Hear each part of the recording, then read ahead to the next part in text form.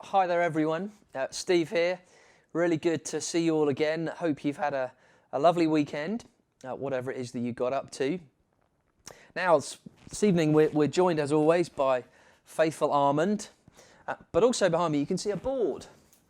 And you probably can't read what's written on this board, so I'll bring it a bit closer. But on it are some rules. Can you see those? The first one, do not pick your nose. Ugh. Second one, do not feed the rabbit chocolate. That's the second one. And the third one, do not wear your shoes in the house. Now, I bet at home you have some rules that your mummy and daddies want you to abide by. And rules are good things. They're good things for us. Now, some of those are a little bit silly, aren't they? Today's story is focused on some rules that God gave to his people. And you'll probably recognise quite a few of them. And they're really good rules because they help us to live a life for God. But just a quick recap to where we are in our Bible story, because we've skipped a few chapters. You remember Abraham, last week he was given that amazing promise by God that he was going to have as many children as stars in the sky. Remember that? But he wasn't just promised children, he was promised a land, a place for his people to live. If you remember, Abraham had a son called Isaac. Isaac had a son called Jacob, and Jacob had 12 sons. I wonder if you can remember the name of one of his sons who we looked at last week. His name was Joseph. You remember Joseph?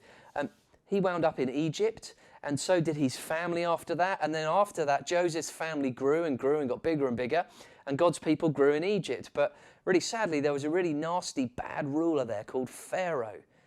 And he made God's people slaves.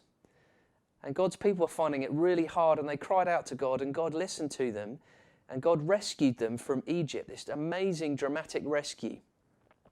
And when they left Egypt, they began to head towards the land that God had promised them. But for several years, they wandered around in the desert. And that is where we pick up our story today. And it's called 10 Ways to Be Perfect. So if you are sitting comfortably, let me begin. So there they all were. Grannies, granddads, babies, uncles, aunts, children, mums and dads, out there in the middle of the desert. They had blisters from all the walking. They were hungry and they were thirsty and much, much too hot. "We don't like it," they said. "It stinks." And so did they, for that matter, because no one had taken a bath in weeks. Now remember, because this is something they'd forgotten, God had done amazing things for his people. He'd hidden them inside a cloud, he'd moved the sea, he'd set them free. But God's people still weren't happy. They didn't care about being free. Wasn't it better when they were slaves? At least they had lots of nice food to eat. "God doesn't want us to be happy," they said. It was the same lie that Adam and Eve had heard all those years before. "God has brought us here to kill us. God doesn't love us." But they didn't know God very well, did they? Every day of their journey, God kept on showing his people how well he would look after them if they would trust him and obey him. When they were hungry, God made the sky rain with food, bread coming down from heaven. "What is it?" they asked each other. They didn't know, so they called it, "What is it?" Which, of course, is a very good name for something when you don't know what it is. When they were thirsty and started quarrelling, God made water flow from a rock. Moses called that place Quarrelling, because that seemed like a good name too. And still God's children didn't trust him or do what he said. They thought they could do a better job of looking after themselves and making themselves happy. But God knew there was no such thing as happiness without him. So God led them to a mountain.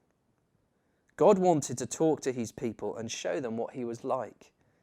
He wanted to help them and know him better and tell them about the special land he was going to give them. The whole earth belongs to me, God said, but I have chosen you. You are my special family. I want you to live in a way that shows everyone else what I'm like, so they can know me too. God called Moses up the mountain.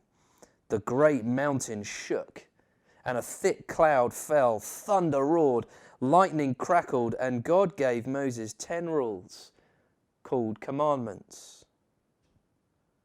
I want you to love me more than anything else in all the world, and know that I love you too, God told them. That's the most important thing of all. God gave them other rules like don't make yourselves pretend gods, don't kill people or steal or lie. The rules showed God's people how to live and how to be close to him and how to be happy. They showed how life worked best. God promises to always look after you, Moses said. Will you love him and keep these rules? We can do it. Yes, we promise. But they were wrong. They couldn't do it. No matter how hard they tried, they could never keep God's rules all the time. And God knew they couldn't, and he wanted them to know it too. Only one person could keep all the rules. And many years later, God would send him to stand in their place and be perfect for them. Because the rules couldn't save them. Only God could save them.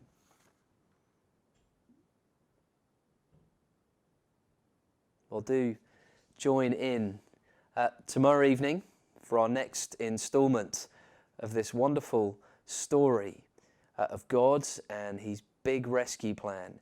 And we're gradually starting to see a little more about who it is that God is going to send. Well, hope you all have a lovely sleep, and we'll see you again tomorrow.